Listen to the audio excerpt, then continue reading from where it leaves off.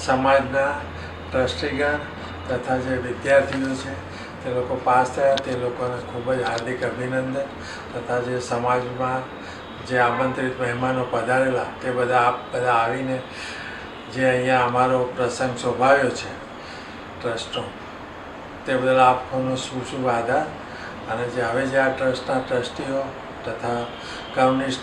વ્યક્તિઓ કમ્યુનિસ્ટ કાર્યકરો તે બધા બહુ સરસ કામ કરી રહ્યા છે.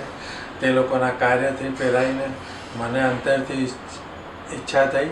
અને સમાજના દરેક વ્યક્તિઓ જે વિદ્યા સંકુલ ઊભા કરી રહ્યા છે તેમાં પોતાના તન મન ધનથી